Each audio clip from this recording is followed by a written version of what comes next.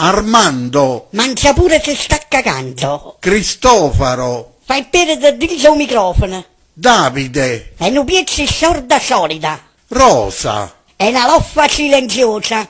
Marianna, Con una pera da asciutta e panna. Domenica, E un rotolo di carta igienica. Rosalba, Spara, feta e te una barba.